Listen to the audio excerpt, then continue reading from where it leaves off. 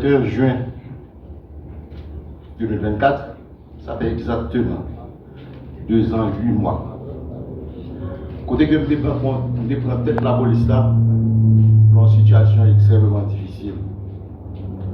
Contexte socio-politique, économique, social pays est difficile en pile, c'est contexte. Contexte sécurité pays est difficile en pile.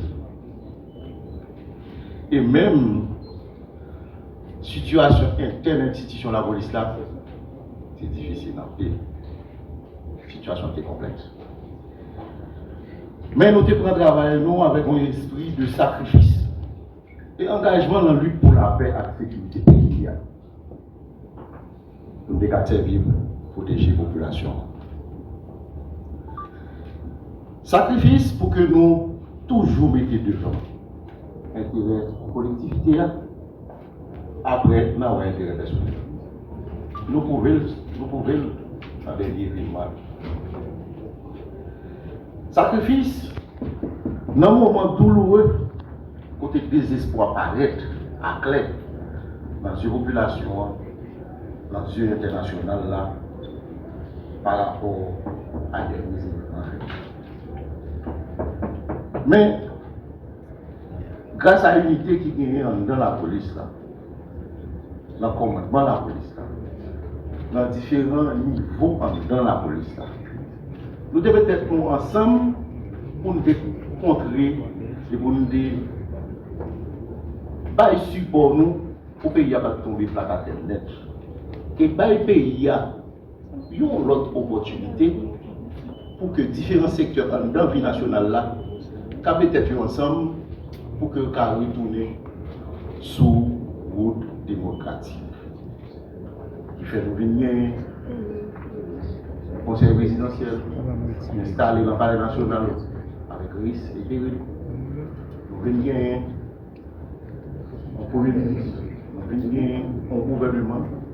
Donc ça va être l'espoir à une reprise d'activité dans tout domaine. Donc une amélioration qui fait. Et ça va être l'espoir que tout secteur va mettre ensemble pour que nous empruntions pour le développement du pays. Mais je demande en plus sacrifice. Je demande pour l'intérêt collectivité et avant l'intérêt personnel. Nous faisons plus de sacrifices. Pendant toute période, nous avons amené le courage, un peu de courage, pour endurer douleur, conséquences professionnalisme nous fait que nous gagnons loyauté nous envers patrie nous envers la loi maman loi pays et règlement institution pays que institution que m'a dirigé. Grâce à l'unité qui gagne dans le commandement de la police, grâce à l'unité qui gagne dans différents niveaux de la police, la base de la police, permettre que nous arrivions lever 2-3 défis. Que en matière opérationnelle, que dans la bonne gouvernance institutionnelle, que dans la amélioration des conditions de travail policiers. En matière opérationnelle, non seulement nous arrivons à limiter les dégâts, nous limiter les camions dans la zone de confort pour protéger l'espace qui va polluer et protéger la population pour que les gens puissent mener l'activité chaque jour. Mais nous réalisons des opérations de démantèlement. Donc, dans ce macaque la boule, si Greg Adelma, Macandal ou Derma, Fonjamouel, Sodo, on cite ça seulement. Pendant la période là, nous avons saisi 687 armes. Donc, en matière d'opérationnel, la police a fait un peu d'efforts. Mais, comme nous connaissons, conditions pas faciles. Et le droit qui doit parler contre ça, nous faisons un peu. Nous travaillons pour une bonne gouvernance. Nous prenons des mesures pour que la CENI institution. Côté que, en pile chef retourne dans la finance. Et qui prend en pile opportunité, sans que nous ne demandions d'augmentation budgétaire, nous arrivons à prendre des décisions pour améliorer les conditions de travail policiers. Donc, nous arrivons à augmenter substantiellement le crime de risque pour unité spécialisée. Pays qui est dans le commissariat. Et jouer de gratification périodique pour eux. Nous arrivons à régulariser le grade qui baille pendant plusieurs années et de une augmentation salariale. Introduire le Premier ministre, président du Conseil supérieur de la police nationale CSPN, en vue de procéder à l'installation du nouveau directeur général de la PNH, à la personne de l'inspecteur général Rameau Normil. Monsieur Normil a fait ses classes à la PNH, plus particulièrement dans les services de renseignement de l'institution. De l'avis quasi unanime, l'on se plaît à reconnaître la minutie, la méthode et la rigueur avec lesquelles il a dirigé la direction centrale de la police judiciaire.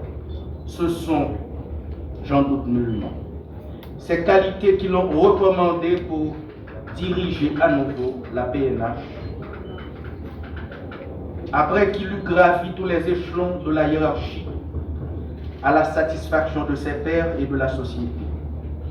Son retour à la tête de l'institution est avant tout la reconnaissance de ses éminentes qualités de leadership qu'il saura mettre à profit pour faire retrouver à la PNH son identité et son âme de jadis.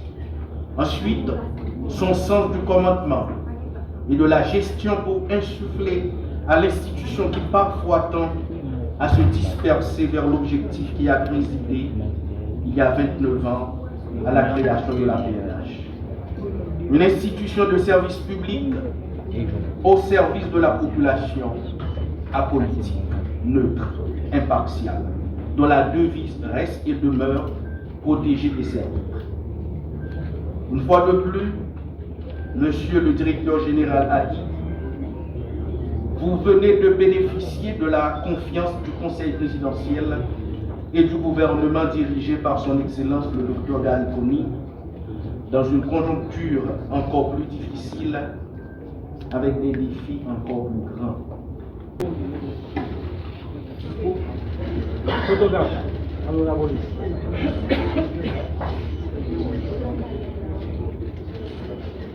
Maladie a une pile complication.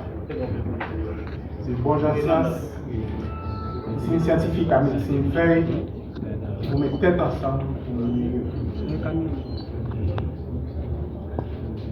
Un bon docteur, ça n'est pas pour le faire, c'est diagnostic là d'abord. Fait examen tout de suite, après pour prendre qui médicament, qui dosage, n'a pas administré maladie.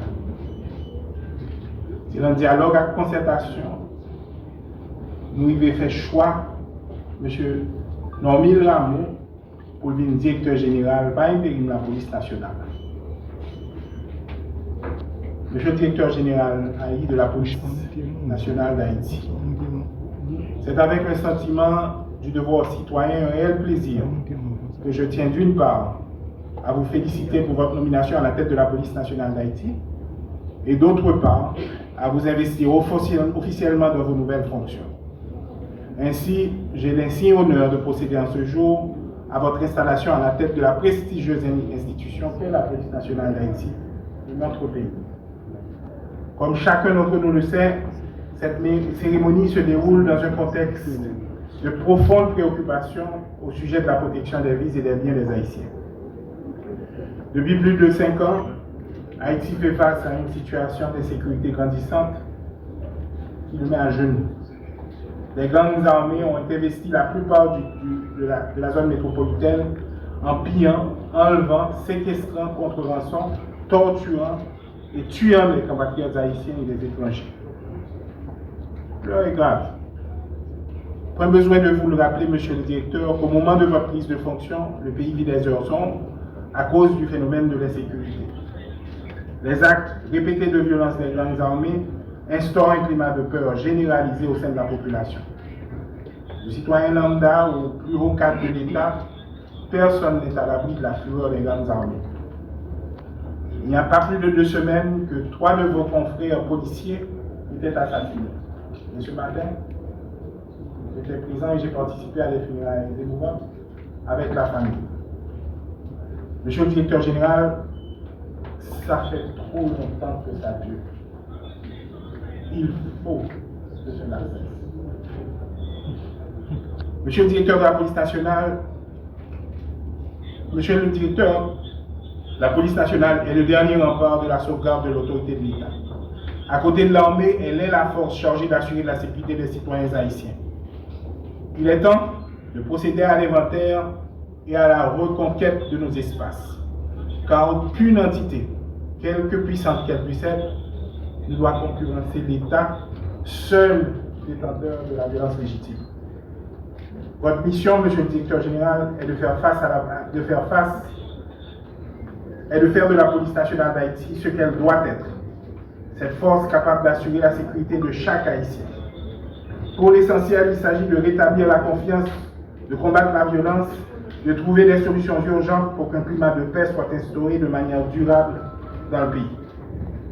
Les différents rapports soumis par les institutions qui travaillent dans le domaine de la défense des droits humains et les autres instances concernées font état à ce jour de plus de morts enregistrés à l'échelle nationale du pays. Dans ces conditions, nombreux sont les Haïtiens qui se trouvent contraints à laisser le pays pour d'autres cieux plus cléments, et ceci contre leur gré. Les différents gouvernements qui se sont succédés à la tête de l'État, depuis notamment l'assassinat du président Moïse, ont essayé d'apporter des réponses en vue de faire revenir l'ordre et la paix.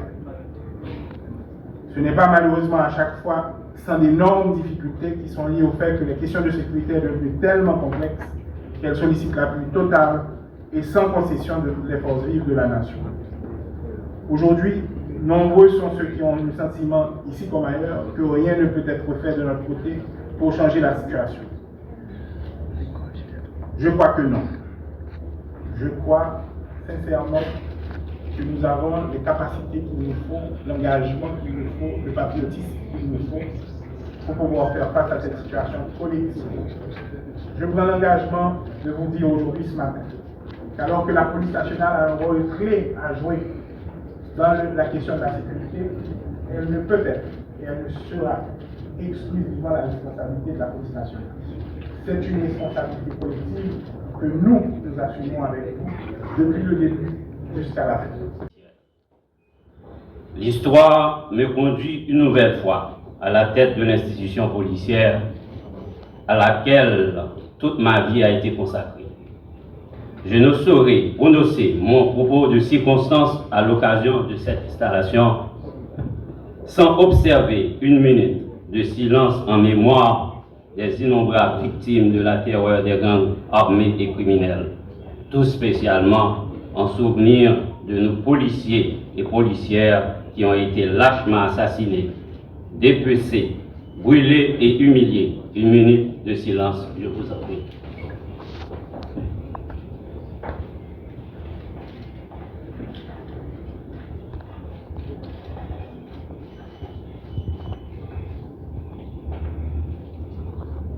Ok, merci. J'ai bien appris du passé et je suis bien conscient de l'exceptionnalité des conditions actuelles. Il s'agit de redonner le plus précieux espoir à toute une population, celui de recommencer à vivre en toute tranquillité et que le pays puisse redevenir, partout, dans ses moindres recoins, un territoire vivable. La force de la loi réduira en silence l'arrogance et la terreur des gangs armés et criminels. Ils seront neutralisés et démantelés. J'adresse mes remerciements à l'excellence, le président du Conseil présidentiel et les membres du Conseil présidentiel de transition, le Premier ministre, Dr Gary Coney, pour la confiance placée en moi. Je ferai en sorte de ne jamais la démériter pendant ma mission. L'orientation et les objectifs qui me sont prescrits pour le rétablissement de l'ordre public, de la sécurité publique, seront ma principale boussole. Nous connaissons et puis nous conscients dans qui trahi population est. c'est plusieurs milliers de monde, bandits criminels, assassinés. C'est d'individuelles femmes actives qui violées. C'est plusieurs dizaines de milliers de monde qui quittent Caillou, qui décapitalisés. C'est l'économie pays, paysans qui finit de pas fini. C'est l'école, l'hôpital, l'université qui démantelé ou bien qui pas qu'à fonctionner. L'islam calme, nous acceptons retourner la responsabilité. Nous pas qu'à dire, nous pas te connaître. Nous connaissons tout le temps c'est pour action. Nous pas ni pour nous traîner pied, ni pour nous trop presser. La police et la population doivent seuls pour mener le combat. Et c'est ensemble nous qu'à porter la victoire. Sem, frère, dames policiers, moi sorti dans les entrailles la police là. Il y a 29 l'année. Moi j'ai même quantité l'année ça en dans les. Moi connais souffrance yo. Moi vivre en mauvaises conditions yo. Sacrifice la vie nous vient pilou chaque jour. Bandits et criminels pas qu'à continuer tuer nous, racher nous, abouler nous, j'en oublie. Mais moi ça qui déjà tombé, pas doué, jamais effacé dans l'institution la police là. Famille yo a besoin support qui est loyauté qui plus gros sacrifice que un citoyen et citoyenne qu'a fait pour payer.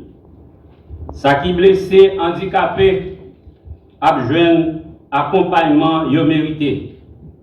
Nous jouons assurance bon côté autorité l'État central yo. Membre président conseil de transition, premier ministre, yo d'accord déjà et yo gen volonté pour accompagner la police là. La police là va joindre un pile moyen pour lui faire travailler. Nous battons bravo pour l'autorité centrale. Nous avons tous battre bravo pour les membres du conseil et le premier ministre. Même conditions de travail avec la vie policière doit changer. Améliorer, c'est pour Lyon dans le gros choix de bataille. Policiers, policières, seul le faisceau d'unité et l'esprit de corps nous aideront à gagner cette bataille. Qui est livrée par les criminels de tout acabit contre la population et contre l'institution policière. Nous sommes les détenteurs de l'exercice de la violence légale et légitime. Nous reprendrons le monopole aujourd'hui.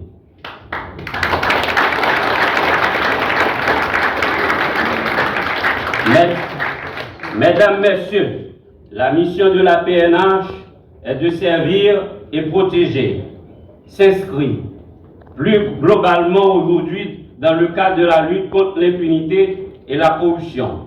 Ce fléau fait progresser dans le pays des trafics de tout genre, en particulier le trafic d'armes, de munitions et de drogue. La PNH sera en première ligne et le bras armé de la justice pour mener ce combat. En juin 2024, au nom du Conseil présidentiel de transition, de clôturer cette cérémonie d'installation de M. Ramon Ormine comme nouveau directeur général par intérim de la police nationale d'Haïti. Cette installation intervient à un tournant décisif de la vie nationale. Le pays connaît des moments obscurs. Le centre-ville de la zone métropolitaine est délabré à cause de l'insécurité grandissante.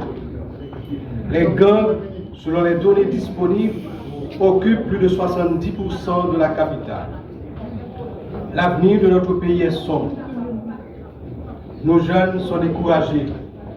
Ayant perdu l'espoir, ils laissent le pays. Nous en sommes là.